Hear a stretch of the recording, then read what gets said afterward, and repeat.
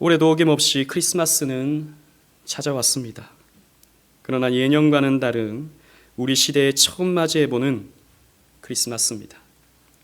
이 시기에 항상 거리마다 캐럴이 신나게 울려 퍼지고 길거리에는 사람들이 크리스마스와 연말 분위기에 취해 각종 송년 모임과 각종 모임들을 가지느라고 분주했었는데 올해는 5명도 한자리에 함께 할 수 없는 실로 특이한, 실로 특별한 크리스마스임이 분명합니다. 그래서 저는 어쩌면 이 이상한 크리스마스가 가장 크리스마스답게 보낼 수도 있는 날이 될 수 있겠다라는 생각을 해봤습니다. 우리 크리스마스가 되면 가장 많이 부르는 그런 캐럴이 고요한 밤, 거룩한 밤이지 않습니까? 그런데 지금까지 크리스마스는 1년 중에 가장 시끄러운 밤이었어요. 1년 중에 가장 타락한 밤이 되기도 했습니다. 그래서 사실 이 성탄절이라고 하는 것이, 크리스마스라고 하는 것이 정말 하나님께 감사하고 예수님을 기뻐하는 그런 날인가, 좀 약간 고개를 갸웃거리게 만드는 그런 날이기도 했죠. 그런데 올해만큼은 온갖 상업주의에 찌들어버린 그런 크리스마스가 아니라, 그런 타락한 유흥문화에 취해버린 그런 크리스마스가 아니라 진짜 크리스마스의 의미, 예수님께서 이 땅에 왜 오셨는가, 예수님께서 어떻게 성육신하셨는가에 대한 그 의미에 집중할 수 있어서 한편으로는 감사할 수 있을 것 같습니다. 그렇습니다. 크리스마스는 그리스도께서 이 땅에 오심을 기념하는 날입니다. 그리고 그분의 이름을 기억하고 그분의 이름 앞에 찬양하고 그분의 이름을 세상 가운데 외치는 날이 크리스마스죠. 모든 이름 위에 뛰어난 이름을 가지신 그리스도는 2000년 동안 수많은 사람들의 구원이 되고 목적이 되고 노래가 되며 사랑이 되었고 삶의 이유가 되었습니다. 그리고 지금도 그리스도의 이름은 살아있는 인격으로 세상을 살아가는 수많은 사람들을 새롭게 창조해내고 있습니다. 이 예수 그리스도의 이름, 그 이름에 대해서 마태복음 1장 16절에 이분의 이름을 그리스도라고 했습니다. 이 그리스도라는 말은 메시아란 히브리어의 헬라어 음역으로서 기름 붓다, 기름을 바르다 라고 하는 뜻을 가지고 있습니다. 그리고 마태복음 1장 21절에는 그 이름을 예수라고 했습니다. 이 예수라는 이름의 뜻은 자기 백성을 저희 죄에서 구원할 자라는 뜻을 가지고 있습니다. 그리고 마태복음 1장 23절에서 오늘 본문에서는요, 그 이름을 임마누엘이라고 계시하고 있습니다. 이 말은 히브리어인데요, 임이라는 말은 함께라는 뜻을 가지고 있고 마누라는 말은 우리라는 뜻을 가지고 있고요, 엘이라는 말은 하나님을 나타내는 말입니다. 따라서 임마누엘이라는 말은 하나님이 우리와 함께 계신다, 하나님이 우리와 함께 하신다, God with us 라는 뜻을 가지고 있는 말입니다. 이 임마누엘이라는 이름은 이사야 선지자가 예수님 탄생 700년 전에 예언한 이름입니다. 그리고 이 이름은 700년 후에 예수님을 통해서 성취가 되죠. 오늘은 이사야 선지자의 예언과 예수님의 탄생으로 성취된 이 이름의 의미를 살피면서 진정한 크리스마스의 의미를 여러분들과 함께 가슴에 새겨보기를 원합니다. 우리 먼저 이사야 7장 본문의 말씀을 살펴보고자 하는데요, 이사야 7장 1절 말씀을 다 같이 한번 읽어보도록 하겠습니다. 시작.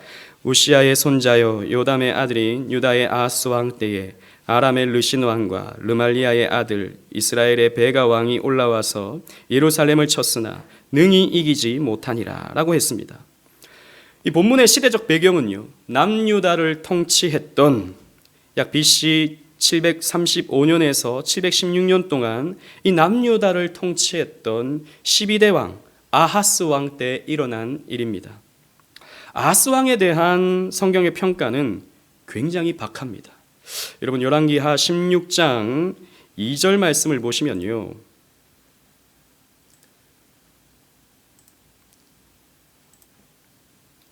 제가 영상에 띄울 테니까 다 같이 한번 보시도록 하겠습니다. 아하스가 왕이 될 때에 나이가 20세라 예루살렘에서 16년 동안 다스렸으나 그의 조상 다윗과 같지 아니하여 그의 하나님 여호와께서 보시기에 정직히 행하지 아니하고 라고 했습니다. 이 아하스 왕은 성경의 평가가 정직하지 아니한 왕이었다라고 하는 평가를 내리고 있는 것이죠. 특히 그는 이방의 가증한 풍습들을 따랐는데 유다의 아들들을 산채로 불살라 몰록에게 바치는 죄를 지었습니다. 여러분, 우리 지난번 민수기의 말씀을 살피면서 이 몰록에게 이 살아있는 자식을 불에 태우면 하나님이 진노하신다라고 말씀을 주셨는데 그 죄를 지었던 왕이 이 아하스 왕입니다. 또 우상의 제단을 만들어서 제사하기를 좋아했고요. 이 우상의 제단에게 제사하기를 좋아한 겁니다. 하나님이 아니고요. 그리고 아람의 신들에게, 이방의 신들에게 도움 청하는 것을 쉽게 했던 왕이 이 아하스 왕이었습니다. 게다가 성전기구, 그 하나님의 성전, 예루살렘에 있는 하나님의 성전기구를 파괴하고 성전문을 닫았으며 유다의 각 성읍마다 산당을 세우고 여호와 하나님이 아닌 다른 신에게 분향하기를 좋아했던 왕이 바로 이 아하스 왕이었습니다. 그는 한마디로 우상 숭배자였습니다. 이렇게 유다의 왕이 우상 숭배에 빠져 있을 때 아람의 르신 왕과, 이 아람은요 이스라엘의 북쪽 시리아 지역, 그때 당시는 수리아라고 불렀죠. 이 시리아 지역의 르신 왕과 또 동족인 북이스라엘의 베가 왕이 연합군을 형성해서 남유다를 공격한 것입니다. 마치 우리 한국 전쟁 때 6.25 전쟁 때 그 북한과 동족인 북한과 그 북한 위에 있는 중국이 남한을 쳐들어왔던 것처럼 그렇게 남유다를 향해서 이 북이스라엘과 이 시리아가 아람이 연합해서 남유다를 공격해 온 것입니다. 본문 2절을 보십시오. 본문 2절을 보시면 어떤 사람이 다윗의 집에 알려 이르되 아람이 에브라임과 동맹하였다 하였으므로 왕의 마음과 그의 백성의 마음이 숲이 바람에 흔들림같이 흔들렸더라 라고 기록하고 있습니다. 즉 아람이 에브라임과 동맹했다. 이 에브라임은요 북이스라엘의 가장 힘 있는 지파였죠. 그래서 북이스라엘을 나타낼 때 에브라임이라고 이렇게 표현하기도 합니다. 이 두 나라가 연합해서 남유다를 쳐들어오니까 왕의 마음과 이 유다 백성들의 마음이 바람이 흔들리는 것 같이 흔들려 버렸다. 왜? 너무 놀라웠으니까요. 너무 깜짝 놀라버렸으니까. 너무 두려웠으니까요. 이렇게 마음이 흔들려 버린 것이죠. 이 남유다와 아하스에게 엄청난 위기가 닥친 것입니다. 여러분 다시 1절 말씀을 보시면 이 1절에는요 예루살렘을 쳤으나 능히 이기지 못하니라 라고 되어 있어서 아하스가 이 공격을 잘 막아낸 것처럼 보이기도 하지만 사실은요 예루살렘을 제외한 모든 남유다의 지역이 초토화되었습니다. 역대하 28장의 기록을 보면 유다는 겨우 하루 만에 용사 12만 명을 잃어버려요. 죽임을 당해버립니다.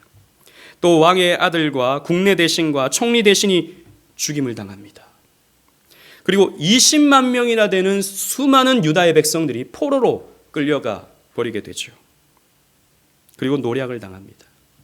이러한 상황이 일어난 것입니다. 이런 위기의 상황에서 하나님은 이사야 선지자를 아하스 왕에게 보내었습니다. 여러분 본문 3절 4절 말씀을 보십시오. 함께 읽어보겠습니다. 시작. 그때 여호와께서 이사야에게 이르시되 너와 내 아들 스알야숲은 윗못 수도 끝 세탁자의 밭 큰 길에 나가서 아하스를 만나 그에게 이르기를 너는 삼가며 조용하라. 르신과 아람과 르말리아의 아들이 심히 노할지라도 이들은 연기 나는 두 부직갱이 구루터기에 불과하니 두려워하지 말며 낙심하지 말라고 하였습니다. 여러분 하나님은요 이사야 선지자를 이 아하스 왕에게 보냈습니다. 아들 스알야숲도 데리고 이사야의 아들입니다. 스알야숲을 데리고 세탁자의 밭 큰 길가에 있는 아하스를 만날 것을 명령하시죠. 그리고 이 아람 군대와 북이스라엘 연합군이 연기 나는 두 부직갱이와 같다. 구루터기에 불과하니까 두려워하지 말고 낙심하지 말라라고 하는 말씀을 전하게 하셨습니다. 그러므로 하나님께서 이 이스라엘을 지켜줄 것이기 때문에 하나님께서 이 유다 백성들을 지켜줄 것이기 때문에 두려워하지도 말고 낙심하지 말고, 그래서 경거망동하지 말고 차분하게 전쟁에 임하라라고 말씀을 전해 준 것이죠. 사실 이러한 하나님의 말씀도 좀 의외입니다. 왜냐하면 이 아하스 왕은 굉장히 약한 왕이었고 이때 당시 유다는 굉장히 타락한 상태였기 때문이죠. 오히려 회개하라 라고 하는 말씀이 전해져야 합당할 것 같고, 또 하나님의 더 무서운 징계가 일어날 것이다 라고 하는 예언이 선포되어야 맞을 것 같은데, 하나님은 끝까지 유다를 지켜주겠다 라고 하는 말씀을 주신 것이죠. 여기에서 하나님은 다윗 언약을 기억하셔서 인내하시면서 은혜를 베풀어 주시는 하나님의 모습을 우리는 발견할 수 있습니다. 특별히 이사야의 아들 스알야숲을 데려가라고 했죠. 스알야숲을 왜 데리고 가라고 하나님께서 말씀하셨는가? 이 스알야숲의 이름의 뜻이요, 여러분 성경책에 보면 그 각주 1이 되어 있고 밑에 해석이 되어 있을 것입니다. 거기에 보면요, 이 스알야숲의 이름의 뜻이 남은 자가 돌아오리라 라고 하는 뜻을 가지고 있어요. 그래서 이사야의 아들 이 스알야숲을 데리고 가면서 너희들이 그 어떤 어려움을 당해도, 너희들이 그 어떤 위기에 처한다 하더라도 하나님이 너희들을 남은 자로 세워주시고, 그래서 결국 너희들로 하여금 하나님의 구속 역사는 이루어질 것이다 라고 하는 소망의 말씀, 소망의 메시지를 전하고자 이 스알야숲을 데리고 가게 한 것입니다. 특히 이 이사야 6장에 보시면, 지금 7장이니까요, 이 6장에 보시면 하나님이 이사야에게 이 남은 자에 대한 예언을 또 해주셨죠. 밤나무와 상수리나무가 배임을 당하여도 그 구루터기는 남아있을 것이다 라고 예언을 해주셨습니다. 그래서 이 말씀이 기억나고 이 말씀이 생각나는 이 스알야숲을 데리고 가서 하나님이 너희들을 끝까지 지켜준다 라고 하는 소망의 말씀을 주신 것이죠. 그래서 유다는 남은 자를 통해서 구원 역사가 이루어지니까 너희들은 이 사실을 믿으라 라고 하는 메시지를 이사야 선지자에게 선포하게 하신 것입니다. 또 본문 5절로 7절 말씀을 보십시오. 하나님이 어떻게 구체적으로 그 모든 일들을 이루어 주시는지에 대한 말씀이 기록되어 있는데요, 제가 읽어보겠습니다. 아람과 에브라임과 르말리아의 아들이 악한 꾀로 너를 대적하여 이르기를 우리가 올라가 유다를 쳐서 그것을 쓰러뜨리고 우리를 위하여 그것을 무너뜨리고 다부엘의 아들을 그 중에 세워 왕으로 삼자 하였으나 주 여호와의 말씀이 그 일은 서지 못하여 이루어지지 못하리라, 이런 말씀을 이제 주신 것이죠. 아람과 북이스라엘이 유다 왕조를 몰아내고 유다의 괴뢰 왕조를 세우려고 하지만 그 일은 결코 서지 못할 것이다, 그 일은 결코 이루어지지 않을 것이다 라고 하는 약속을 하나님께서 해주신 것입니다. 뿐만 아니라 8절 말씀에 보면 북이스라엘은 유다 정복에 실패할 뿐만 아니라 오히려 패망하여서 그 나라는 다시 서지 못할 것이다 라고 하는 이 북이스라엘에 대한 심판의 말씀을 하나님께서 이사야를 통해서 해주신 것입니다. 그러면서 하나님은요, 이 모든 것을 이루어줄 터이니 아하스 너는 징조를 구하라 라고 하는 말씀을 주십니다. 본문 10절 11절 말씀 우리 보시고 다 같이 한번 읽어보도록 하겠습니다. 시작. 여호와께서 또 아하스에게 말씀하여 이르시되 너는 내 하나님 여호와께 한 징조를 구하되 깊은 데에서든지 높은 데에서든지 구하라 하시니. 아멘. 어마어마한 죄를 지은 아하스에게 정말이지 하나님의 보호, 그리고 또 하나님의 승리, 이것을 받을 자격이 없는 아하스에게 하나님은 은혜를 베풀어 주십니다.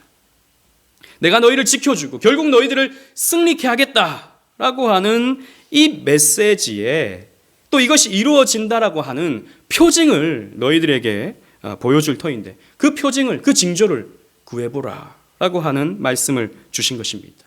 웬 떡입니까? 정말 웬 하나님의 은혜입니까? 하나님은 그 어떤 조건도 달지 않으셨어요. 뭐 너희들이 회개하라든지, 너희들이 어떻게 이렇게 순종하라든지, 그런 말씀은 전혀 하시지 않으시고 징조를 구해라, 징조를 내가 너희들에게 나타내 줌을 통해서 너희들에게 승리가 주어진다는 것을 보여주겠다라고 말씀을 해주신 것입니다.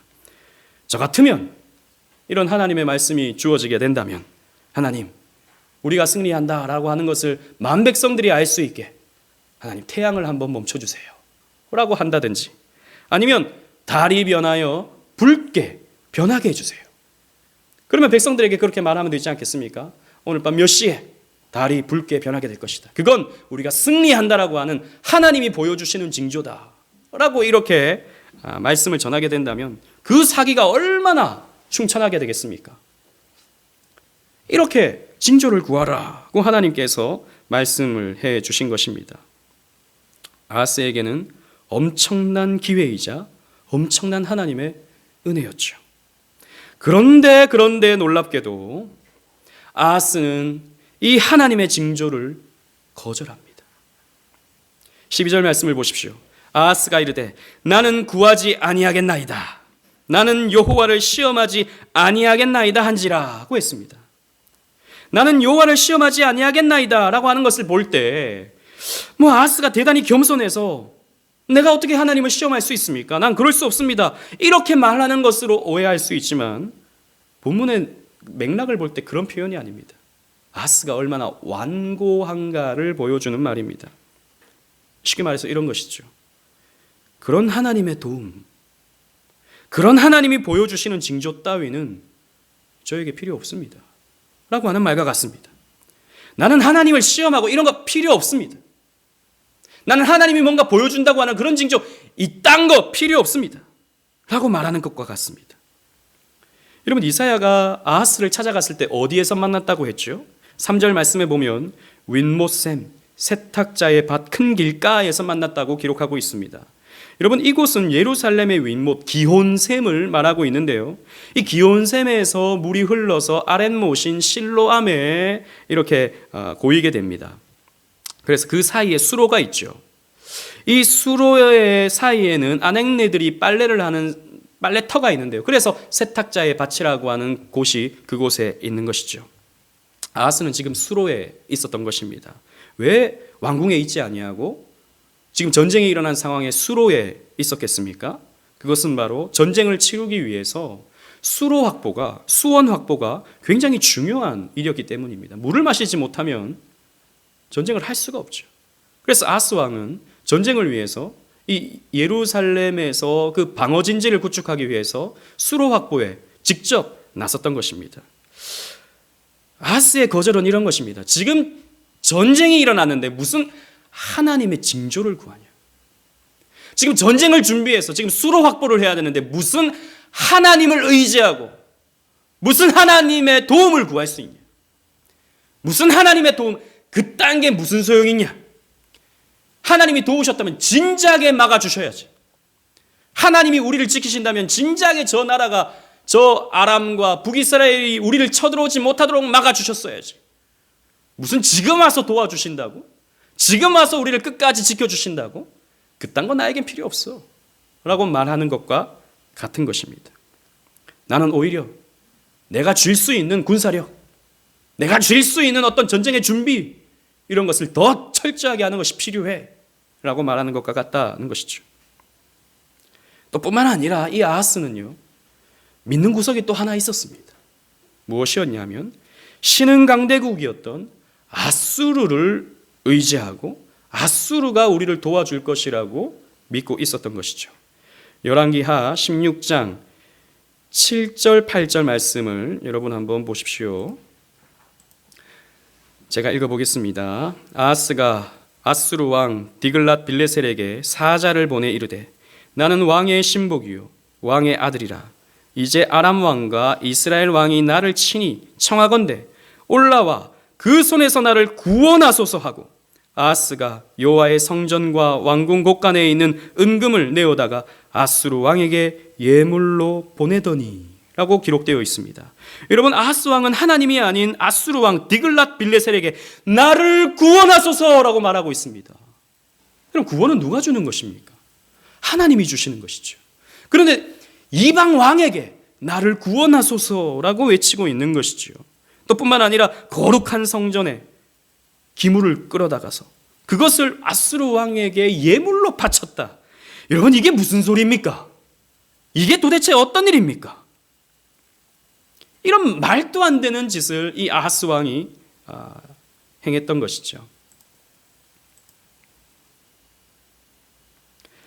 이런 아하스 왕의 태도에 대해서 이사야 선지자는 분노합니다. 여러분 13절 말씀을 보십시오. 13절 이사야가 이르되 다윗의 집이여 원하건대 들을지어다. 너희가 사람을 괴롭히고서 그것을 작은 일로 여겨 또 나의 하나님을 괴롭히려 하느냐 라고 하였습니다. 지금껏 우상 숭배와 전쟁으로 수많은 유다 백성들을 괴롭혔으면서 그것을 작게 여기고 또 이렇게 이스라엘 백성들을 괴롭게 만드느냐, 또 이렇게 유다 백성들을 괴롭게 만드느냐 라고 아하스 왕에게 경고했던 것입니다. 하나님을 괴롭게 하지 말라라는 것입니다. 하나님을 그렇게 괴롭게 하지 마라, 또 백성들을 그렇게 괴롭게 하지 마라 라고 경고한 것입니다. 그런데 진짜 놀랍게도, 오늘 놀랍다는 말을 계속 제가 반복하고 있는데요, 진짜 놀랍게도 이사야는요 이런 상황임에도 불구하고 유다를 향한 승리의 계시를 일방적으로 선포합니다. 14절 말씀을 보십시오. 다 같이 읽어보겠습니다. 시작. 그러므로 주께서 친히 징조를 너희에게 주실 것이라. 보라, 처녀가 잉태하여 아들을 낳을 것이요 그의 이름을 임마누엘이라 하리라. 아멘. 아하스는 거절했는데, 아하스는 그런 거 필요 없다라고 말하고 있는데, 하나님은 이사야 선지자를 통해서 내가 그러면 너희에게 징조를 보이겠다. 보라, 처녀가 잉태하여 아들을 낳을 것이다. 그의 이름은 임마누엘이 될 것이다 라고 말씀해 주셨습니다. 하나님의 이 임마누엘의 계시는, 하나님의 이 임마누엘의 징조는 하나님의 은혜를 거절한 자들에게 베풀어지는 하나님의 은혜의 징조입니다. 패역한 시대에 베풀어지는, 하나님의 은혜를 거절한 자들에게 베풀어지는 하나님의 일방적이고 하나님의 무조건적이며 한량없는 은혜의 징조, 은혜의 이름이 임마누엘이 되는 것이죠. 또 임마누엘은요 언약 백성의 승리를 가져다주는 이름이 됩니다. 그래서 임마누엘이라고 하는 이 말이 주는 메시지는 이사야 선지자의 말씀에 근거해 볼 때 무조건적이고 또 일방적이며 한량없는 은혜를 의미하고, 또 하나는 반드시 이루어지는 승리를 의미한다라는 것이죠. 여러분, 이 이사야의 예언이 언제 성취가 됩니까? 전쟁 가운데 주신 예언이니 우리는 이 말씀이 전쟁의 결말로서 성취될 것이라고 추측하게 됩니다만, 그러나 이 예언은 그때 당시에 이루어지지 않고 무려 700년 뒤에 이 예언이 이루어지는 것을 볼 수 있습니다. 즉 지금으로부터 약 2000년 전 저 유대 땅 작은 마을 베들레헴에서 성취가 되죠.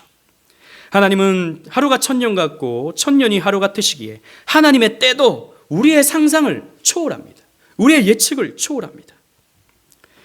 약 2000년 전 유대 땅에 살아가던 의로운 사람이었던 요셉은 마리아와 정혼한 상태였습니다. 정혼이라고 하는 것은 결혼하기 전에, 법적으로는 결혼인데 아직 동거하지 않는 그 상황을 정혼이라고 말합니다. 그래서 이제 신랑은 신부를 데려오기 위한 지참금을 준비해 놓고 그 지참금이 다 차면 이제 신부의 집에 가서 지참금을 그 부모에게 내고 신부를 데려오게 되는 것이죠. 이제 신부를 데려오기만 하면 되는 그런 상황이었습니다. 근데 그 정혼한 사이에서는 동거를 하면 안 돼요. 관계를 맺을 수가 없습니다. 그런데 요셉에게는 청천벽력 같은 소식이 들려왔습니다. 정혼하였던 마리아가 임신을 하였다는 소식이었죠. 동거도 아직 시작하지 않았는데 임신이라니요? 이게 어찌 된 일입니까? 요셉은 생각할 때 자기와 동거하지 않았으니까 마리아가 저렇게 배가 불러온다라고 하는 것은 간음으로 인한 임신이라고 추측할 수밖에 없었습니다. 이런 경우에 모세의 율법에 따르면 마리아는 돌로 쳐 죽였어야 마땅합니다. 이것이 알려지면 마리아는 그렇게 될 것입니다. 그러나 요셉은 그럴 수 없었습니다. 의로웠던 요셉은 그 마리아가 그렇게 죽도록 내버려 둘 수가 없었습니다. 그래서 가만히 조용히 그 관계를 끊고자 했던 것이죠. 그러나 그때 천사가 꿈에 나타나게 되었습니다. 여러분 성경책을 넘기셔서 마태복음 1장 20절, 21절 말씀을 보십시오. 20절을 제가 읽고 21절을 여러분들이 함께 읽도록 하겠습니다. 이 일을 생각할 때에 주의 사자가 현몽하여 이르되 다윗의 자손 요셉아 내 아내 마리아 데려오기를 무서워하지 말라. 그에게 잉태된 자는 성령으로 된 것이라. 함께 읽겠습니다. 시작. 아들을 낳으리니 이름을 예수라 하라. 이는 그가 자기 백성을 그들의 죄에서 구원할 자이심이라 하니라. 아멘.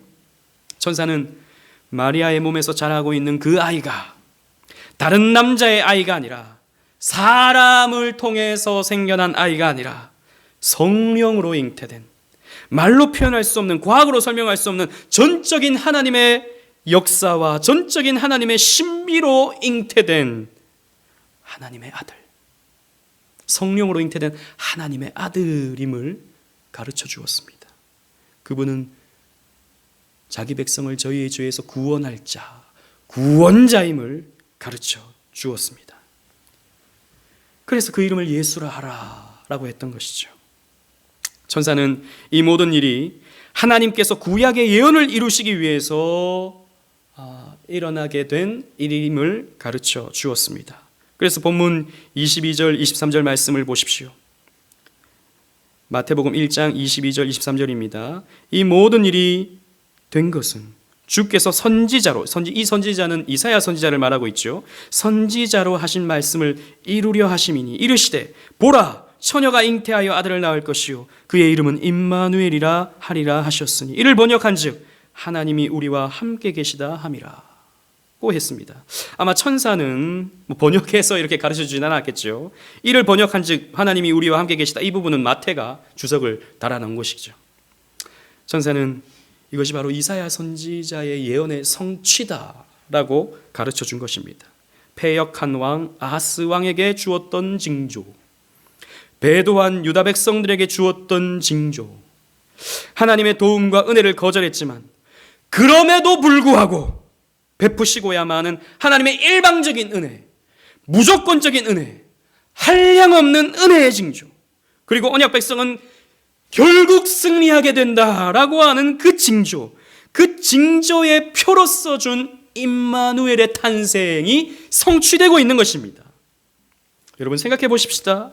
예수께서 태어나시던 그 시대도 패역한 시대였습니다. 유다는 그들의 죄로 포로로 끌려갔었습니다. 바벨론에. 그리고 70년이 차서 돌아왔죠. 그러나 여전히 정신을 차리지 못했습니다. 말라기 시대에 보면 성전 제사를 미워했고 성전 제사를 가볍게 여겼으며 쓰다 남은 것을 제물이랍시고 하나님께 바쳤습니다. 그리고 유다는 이후에 계속해서 로마의 공격과 또 헬라의 공격을 연거푸 받으면서 여호와께 회개하고 자복하기보다는 이를 갈면서 우리도 군사적인 힘을 모아서 이전 다윗과 같이 힘센 왕국을 우리가 건설해야지 라고 하는 욕심밖에 남지 않았었습니다. 그래서 그들이 기다리던 메시아는 철저하게도 정치적인 메시아였어요. 그들은 다른 메시아를 구하지 않았습니다. 우리를 저 로마의 압제로부터 벗어나게 해줄 그런 메시아를 기다리고 있었던 것이죠. 그리고 그 시대적 상황은 로마에서 돈을 주고 왕직을 산 에돔 사람이 이 유다를 통치하는, 그 헤롯이 유다를 통치하는 그런 시대, 또 로마에서 돈을 주고 제사장직을 산 사람들이 성전 제사와 또 성전 관리를 주관하던 시대, 거짓 위선자였던 바리새인들과 서기관들이 백성들의 스승으로 자리 잡은 그런 시대, 정말 하나님의 뜻은 온데간데였고 하나님의 진리는 사람들은 깡그리 잊어버리고 온갖 위선과 돈과 권력, 종교적 허울만이 남아있던 시대가 바로 처녀가 잉태하여 아들을 낳는 그런 시대였습니다. 그런 시대에 하나님이 사람이 되셔서 이 땅 가운데 사시며 사람들과 함께 해주신 것, 즉 임마누엘의 시대가 열린 것이죠. 예수님은 사람들에게 하나님을 보여주셨습니다. 그래서 빌립에게 나를 본 자는 하나님을 봤다라고 예수님께서 말씀해 주셨죠. 실제로 예수님은 하나님을 보여주셨습니다. 하나님이 어떤 분인지 가시적으로 보여준 것이죠. 그러나 당시 세상 사람들도 그들과 함께 하신 하나님, 그 임마누엘 예수님을 반대했습니다. 헤롯은 그 임마누엘 예수님을 죽이기 위해서 예루살렘 반경 모든 유아들을 살해하라고 하는 무서운 명령을 내렸었죠. 대제사장과 바리새인들, 서기관들, 당시 종교 지도자들은 임마누엘이신 예수님을 잡아 죽이려고 혈안이 되어 있었습니다. 그리고 그 누구도 십자가를 지려는 메시아를 기대하진 않았어요. 정치적 메시아라고 한다면 사람들이 그가 나귀를 탔든 뭘 탔든 종려나무를 가지고 흔들면서 호산나 다윗의 자손 예수여 우리를 구원하소서라고 외쳤지만 그 메시아가 십자가를 지려 하자 돌을 던졌습니다. 침을 뱉었습니다. 저주를 했습니다. 그런 메시아 따위는 필요 없다라는 것이죠. 그런 임마누엘 필요 없다라는 것입니다. 제자들조차 그런 예수님을 외면했습니다. 제자들조차도 이런 죽어버리는 메시아라면 더 이상 함께할 이유가 없다라고 하며 예수님을 배신하고 도망가 버렸습니다. 임마누엘을 떠나버린 것이죠. 그러나 부활하신 그리스도께서는, 부활하신 임마누엘께서는 다시 그들과 함께 하셨습니다. 제자들을 찾아가시죠. 제자들을 찾아가셔서 그들과 함께 하십니다. 그리고 이렇게 말씀하십니다. 마태복음 28장 20절 말씀에 다 같이 읽어보겠습니다. 시작. 내가 너희에게 분부한 모든 것을 가르쳐 지키게 하라. 볼지어다 내가 세상 끝날까지 너희와 항상 함께 있으리라 하시니라. 아멘. 예수님께서는 제자들에게 성령을 부어주시고 성령을 부어주심으로 말미암아 내가 너희와 항상 함께 있을 것이다 라고 말씀해 주셨어요. 그로 인해서 제자들은 예수님과 함께하는 임마누엘의 삶을 살면서 승리의 삶을 살아갑니다. 그래서 예루살렘과 온 유대와 사마리아와 땅끝까지 이르러 예수님의 증인되는 삶을 살아가죠. 그들도 죽는 것 같은 삶을 살았습니다. 그들도 순교를 당하고 그들도 매질을 당하고 그들도 저주의 말을 들었습니다. 그러나 그럴수록 그들은 살아났어요. 그럴수록 그들은 승리했습니다. 지는 것 같았으나 다시 승리하게 되는 임마누엘의 은총을 입었을 때 그들은 결국 승리할 수 있었다는 것이죠.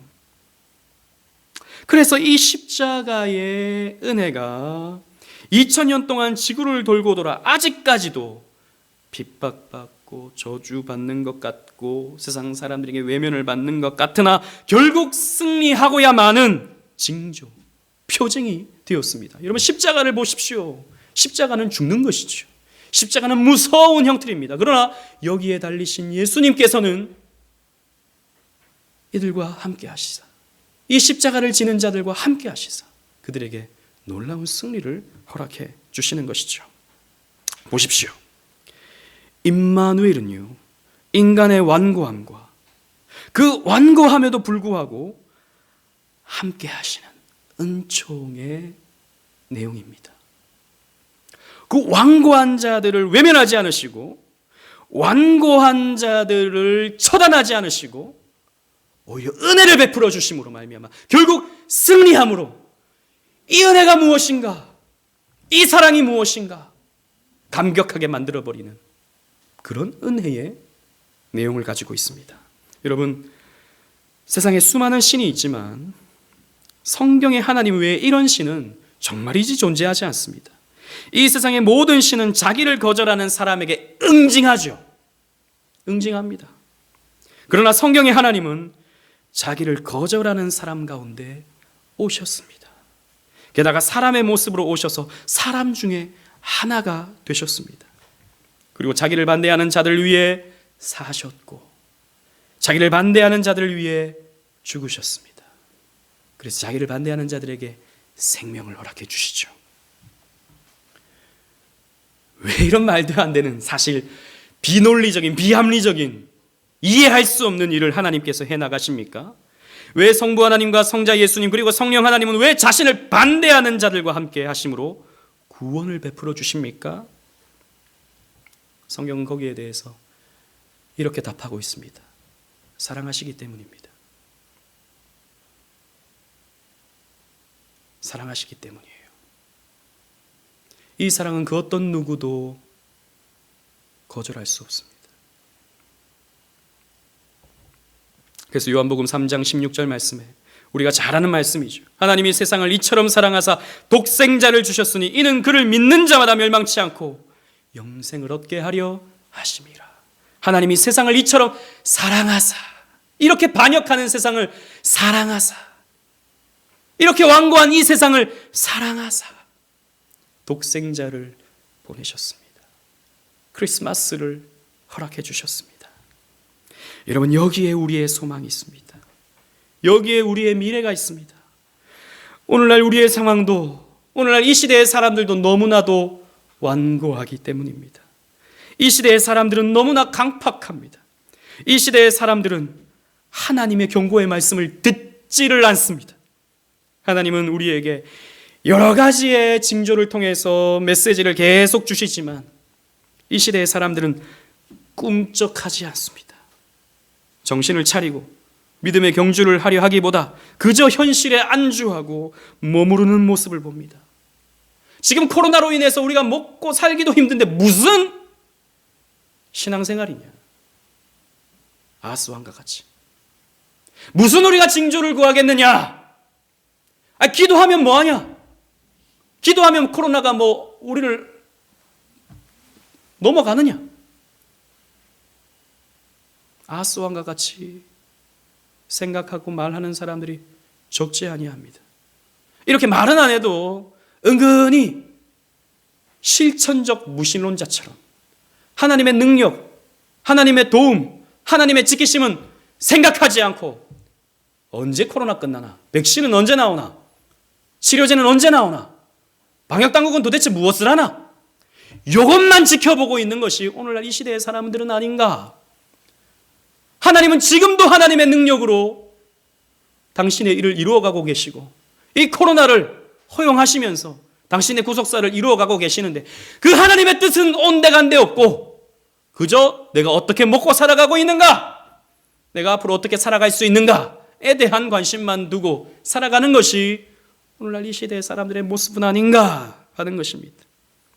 그러다 보니 오늘날 교회는 너무나도 무기력하죠.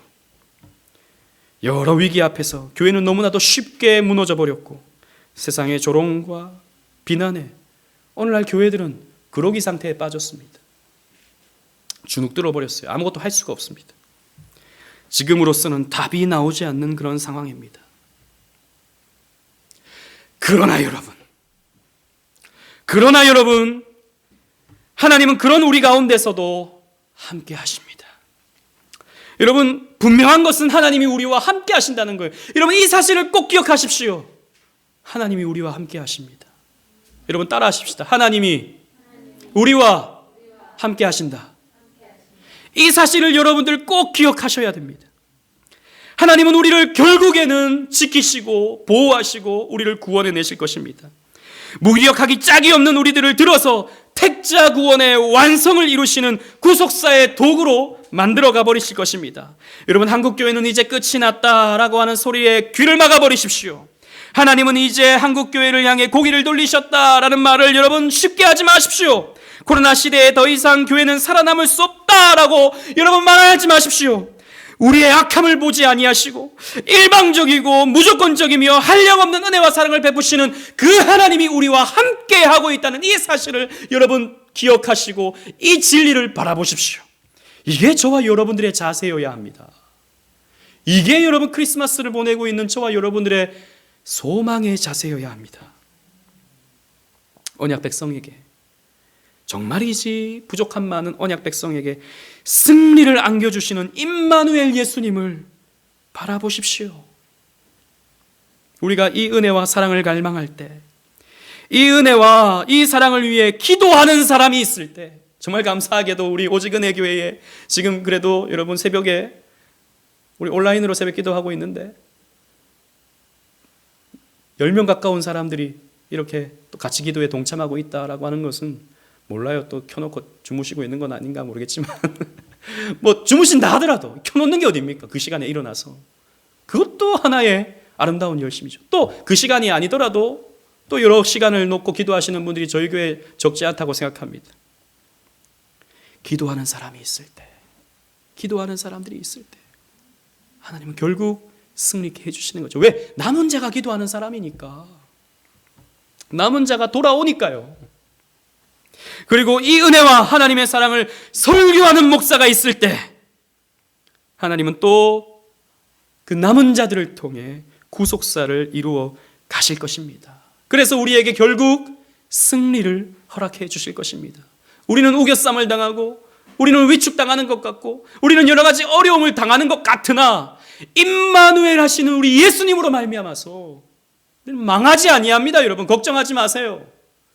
우리는 쓰러지지 아니합니다. 일어나서 다시 우리에게 주신 사명의 발걸음을 힘있게 옮겨갈 수 있게 되는 것이죠. 그러므로 여러분 우리는 이 예수님과 함께함을 기억해야 됩니다. 예수님은 십자가 사역을 앞두고 이렇게 기도하셨습니다. 여러분 요한복음 17장 24절 말씀 다 같이 한번 읽어보겠습니다. 시작. 아버지여 내게 주신 자도 나 있는 곳에 나와 함께 있어 아버지께서 창세 전부터 나를 사랑하심으로 내게 주신 나의 영광을 그들로 보게 하시기를 원하옵나이다. 예수님의 기도입니다. 나 있는 곳에 저들도 함께 있게 하여 주옵소서. 예수님의 기도였습니다. 그래서 우리는 예수님과 함께 합니다.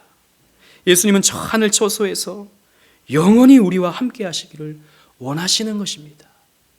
예수님은 임마누엘 되시는 분이시기 때문이죠.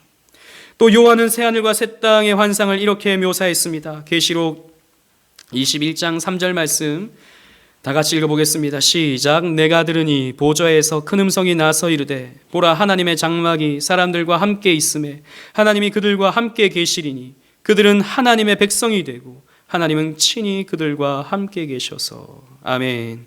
우리가 가는 저 새하늘과 새 땅에서 우리는 영원히 우리 하나님과 함께 하게 될 것입니다.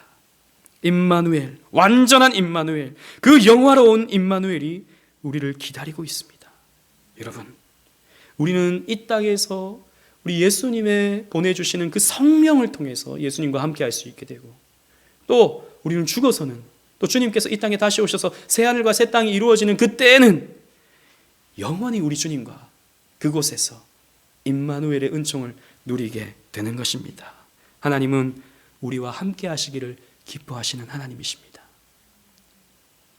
하나님은 우리와 함께 하시기를 기뻐하셔서 이 땅에 예수님을 보내주셨고 그래서 함께 살아가도록 역사해 주셨습니다. 여러분, 자기 백성과 함께 하시기를 원하시는 이 하나님이 베풀어 주시는 이 임마누엘 은총. 그럼에도 불구하고 오늘 신설교 제목이 조금 독특하죠. 제가 하면서도 좀 그렇긴 한데 참 이보다 잘 표현하기가 어렵다 생각이 들어서 그럼에도 불구하고 임마누엘. 저와 여러분들은 나약하기 그지없음에도 불구하고 임마누엘. 이 시대는 패역했음에도 불구하고 임마누엘 하시는 그 하나님의 은총, 그 하나님의 은총을 누리시는 저와 여러분들 되시기를 주님 이름으로 축원합니다.